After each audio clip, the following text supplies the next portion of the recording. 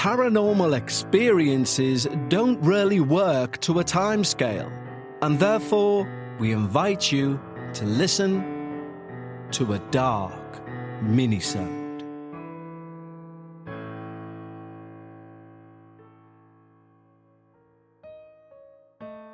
Hello everyone, and welcome to this week's Dark Minisode. And a big welcome to all of our newer listeners. I can see quite a few of you are new, and if you like what you hear, then please do stay around. If you're interested in the darker side of everything paranormal, well, as the name says, this place is for you. Now don't forget, for all of our listeners, if you'd like to support the show, you can join our Patreon and get ad-free early releases and full access to our 2 shows a week that we do for Patrons, After Dark and Dark Bites, and the entire back catalogue of Dark Bites, coming in at around 260 plus hours of material only heard by Patrons. That link's in the show notes, or go to patreon.com/The Dark Paranormal. And of course, in the show notes below is also the link that you can click to submit your experience to us. And as we head faster and faster toward the end of Season 25, of course, we're receiving submissions already for Season 26. If you'd like to be considered, hit the link below or go to thedarkparanormal.com and click on Submit My Experience, which is exactly what today's listener has done. Today we're going to hear from Ray. Ray is a hospital worker, and it would appear not someone taken to flights of fancy. So please, find some time for yourself, get a cup of tea, whatever you drink, coffee or whichever, and take 15 to 20 minutes for yourself, be it in work or at home. Pop your earphones in, sit down, and please, picture the words that are being spoken and listen along and take part in your mind with Ray's experience. The Hospital Mortuary. Hi Kev. I'm not really one for writing big long emails, so bear with me if this all comes out a bit rough. My other half's been on at me for the last 2 months to send this in. Ever since she caught me not sleeping after a night shift and got the whole story out of me over the next day's breakfast. She's a big fan of the show, and I occasionally listen. My name's Ray, I'm 51, and I'm a porter at a hospital in the north of England for going on 22 years now. I'm not going to say which one, and you'll understand why by the end of this. As a porter, I do a bit of everything. I wheel patients between wards, I run bloods to the lab, I shift beds, and I take the deceased down to the mortuary when a bed's needed and the families said their goodbyes. If you do that enough times, it stops being a big thing. Don't get me wrong, the first few times you do it, you are rattled. But after a couple of hundred, it's just part of the job. You get a call, you get a trolley, you get a body bag if one's needed, and you take the lift down to -2. That lift's the only way down after 11 at night. It's a staff lift, keycard only. It opens right onto a corridor that runs the length of the basement to the mortuary doors. No windows down there, obviously. It's all strip lighting and concrete. It's eerie, of course, but you get used to it. I want to be clear, I wasn't the nervous type before any of this. After 22 years, you've pretty much seen everything a hospital can throw at you. I was so comfortable in that corridor to the mortuary, I would even wear my headphones. I generally listen to sports podcasts, rugby, boxing, and occasionally football. On the odd night, if I'm working with someone, I may listen to one of your shows or something else of a spooky sort of variety, as I do have that within me. But anyway, back to the mortuary. I should say there was always a bit of talk about -2. Every hospital will have somewhere like this, a spot the older staff go quiet when you ask about it directly. Even when I started, back when I was still wet behind the ears, one of the senior porters, a fella called Mick, long since retired, told me never to whistle in that corridor. I laughed at him, and he didn't laugh back, he just glared at me. He also never gave me a reason. He just said his dad had also been a porter at a different hospital and said you don't whistle in a mortuary corridor. No reasons why, and I didn't push it any further. I did what everyone does with that sort of warning. I filed it under old bloke superstitions and I got on with my job. 20 years of nothing happening tends to make your subconscious put it from a file into the delete bin. You stop carrying it with you. Or at least, you did. Or should I say, I did. This was maybe 18 months back now. It was a quiet night, one transfer booked in, an elderly gent who'd passed on the respiratory ward around 10 o'clock. I picked him up, filled in the paperwork with the nurse, and wheeled him down into the lift. The doors shut, everything normal so far. The doors open on -2, and the first thing I notice is the lighting's different. Not flickering or anything like that, just off. Properly off. The whole corridor. There was a very small orange glow, which was nothing paranormal. It was simply the emergency lighting, which consisted of small orange bulbs every 4 feet or so across the ceiling. And the mortuary door itself at the far end, which had that green strip they run along the bottom for after-hours access. 30, maybe 40 feet of black corridor illuminated by small orange lighting between me and that door. Again, eerie 100%. However, I've done that walk in the dark before. Fuses trip, etc. You put your phone torch on and you get on with it. So that's what I did. I did pull one earphone out though. I started pushing the trolley down, the torch balanced on the rail, and about halfway along, I heard the lift doors behind me shut. That's normal, they do that on a timer. But then they opened again. I stopped and looked back. Nothing there, obviously, just the lift interior all lit up. Empty. Doors again started to close due to the timer. Once more I put that down to a fault and I kept going. And that's when the temperature dropped. Not dramatically, not that you'd write home about it on its own, but enough that I noticed it. The kind of cold that gets into the back of your neck before you've clocked why.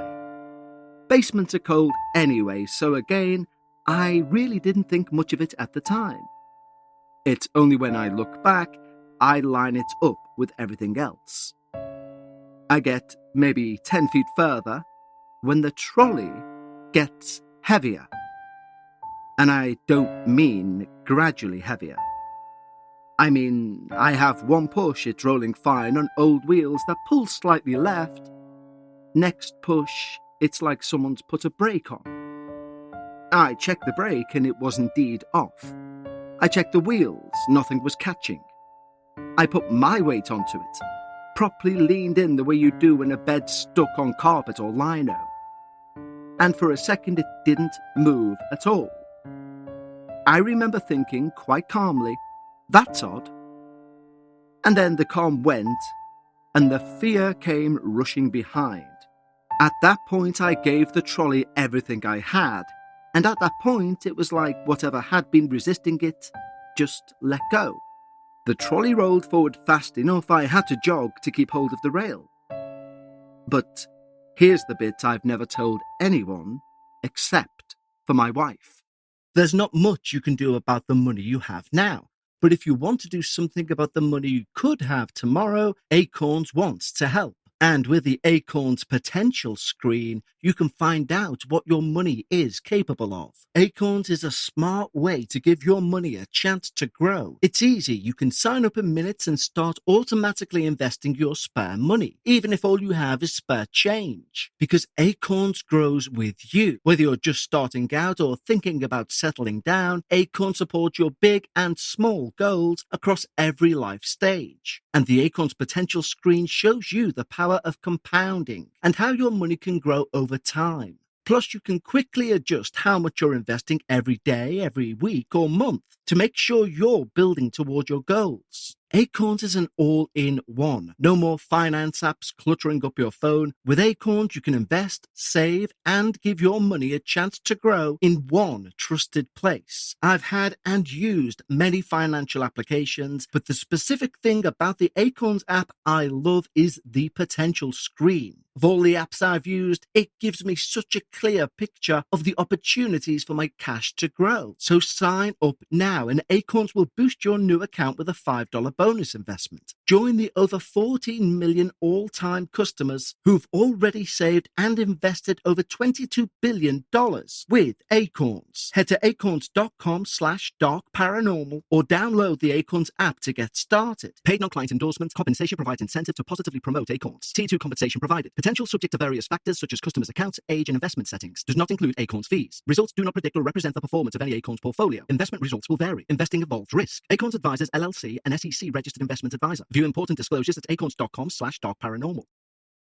I'll be the first to admit I am not the most organised man in the world, especially when it comes to organising a dinner party. There's usually always a missing ingredient, and normally it's the main ingredient, which then leads to a rushed supermarket trip to pick the best of the worst that's been left out. A problem that would simply not exist if I was stateside and able to use Omaha steaks. With the ability to get fresh Omaha steaks and keep them frozen in my freezer, I would never have this danger again. With things like the legendary steaks, their flavour-filled burgers, and seafood and chicken, it's like having your own trusted butcher and gourmet food shop right at home.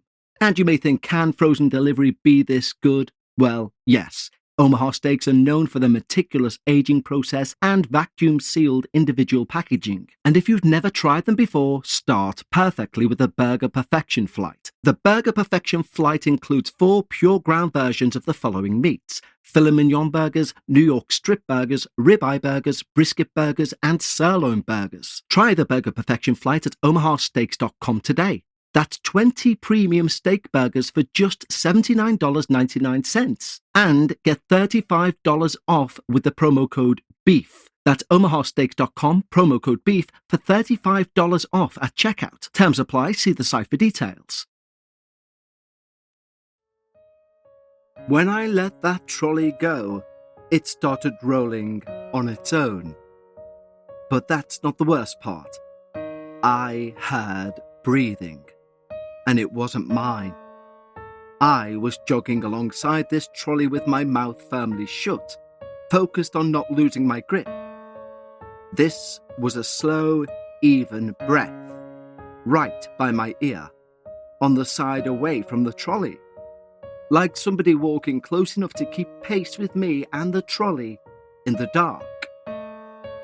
I kept my eyes forward, telling myself if I just watched that green strip at the end and didn't think about anything else, I'd be through those doors in 10 seconds. And then it's someone else's problem, or no one's problem, or my imagination, whichever I wanted it to be by the morning. And then, in the dark to my left, something passed where my torch reached. It made a sound like a foot dragging on the concrete. One step. Just one step. Not following exactly, more like something shifting its weight. Like you do if you're waiting for someone to walk past before you move, if that makes any sense. I did not look. And I want to say that because in every horror film, the person always looks, but I didn't. I put my head down and I got that trolley to the mortuary door. And I banged us both through and in, and I didn't look back down that corridor once. When I reach this part of my retelling to people, they always act like this is the out of the frying pan into the fire moment, but you must understand from my perspective the mortuary itself was a safe place. Well lit, surroundings I recognised, everything ordinary. The on-call tech was inside doing paperwork like nothing had happened. Well, they would. They had no idea what I experienced. And I didn't want to look to this guy like a scared man who's just ran away from a noise in the hall. However, I must have stood there a second longer than he expected, catching my breath. He asked if I was okay, and I said, fine, I just have a dodgy knee. I didn't tell him anything about what I experienced, Jobs like this, you do not want to be the one to tell someone else you're rattled, especially at night when this poor sod had another 4 hours to go, alone in a mortuary. He filled in his side of the paperwork and I signed the release. I took a deep breath and walked through the mortuary doors, straight back into the corridor, and all the lights were back on. All of them, working just fine. The breathing was gone, obviously, and so was the cold. The corridor looked like it's had every other night, which somehow made this feel worse than better. The next week I checked with maintenance, casually, asking if there'd been any electrical faults logged on -2 that month. But no, there was nothing on the system. I kind of let it go, but obviously it still hung around in my mind every time I went down to -2. About a month later, I went to the pub and ran into Mick, the old guy who told me about the whistling, etc. After a few pints, I gave him my version of what happened. Well, not everything. I just said something odd had happened on -2. He put his pint down and quietly said the same line he did all those years ago. "You didn't whistle in a mortuary corridor, did you?" I shook my head. I said, "No, why would I?" He said, "Good," and didn't say anything else. He just took another sip of his pint. But I decided to push him a bit. I asked if anything had ever happened to him. He put his pint down, stared into space, and then took another long sip, before clearing his throat, and said something had, once, very early on in his career, and that he'd never taken that lift alone again. He would arrange his whole shift around it, and never tell anyone why. So I asked him why. He looked me in the eyes and said he was walking down the corridor when all of the lights went out. Something got a hold of the far end of the trolley, and as he was pushing, it pushed back. It didn't let go until he stopped fighting it. Same as me, near enough, but so many years apart. A different bloke, but the same corridor. I've done that walk probably 400 times since on my own, and it's never happened again, not once. Which in a way is worse because it means it wasn't the wiring, it wasn't a fault. It wasn't anything I can point to and say, there, that's the explanation. It happened the one night to me, it happened to Mick decades before. There's no pattern to it, nothing that we can work out, no dates line up, no anniversaries, nothing. It seems to just pick its night. I still do the job, I still take that lift. I've never once whistled down there, however. I didn't before any of this, but ever since the warning and what I experienced, why risk it? And I've started passing this warning onto the newer lads, and again, without an explanation. Exactly as Mick did to me. Because I understand now why he never gave one. Some things you can't say out loud without sounding like you've lost the plot. So you just don't say it. You just hope they listen better than you did.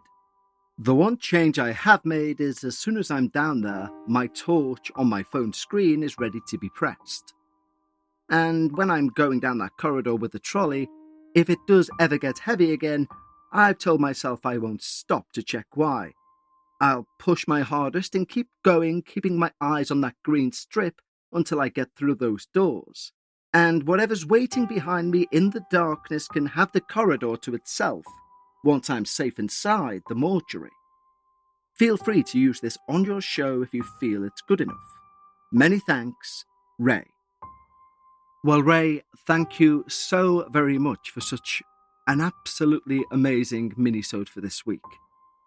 There are certain stories, when you read them, and I mentioned this to the Patreons on this week's Dark Bites, but there are certain stories and how they're sent in the cadence they use, that have an undercurrent throughout the narrative of absolute believability and genuineness. And Ray's experience has just that, for me at least. And also, I don't think I'll ever hear a story so terrifying that ends with, I was safe in the mortuary. But Ray, thank you so much for a wonderful minisode. I'll speak to you all again on Friday for the next instalment of the Dark Paranormal, which of course is available both on YouTube and wherever you get your podcasts. But until then, stay safe and take care. Goodbye.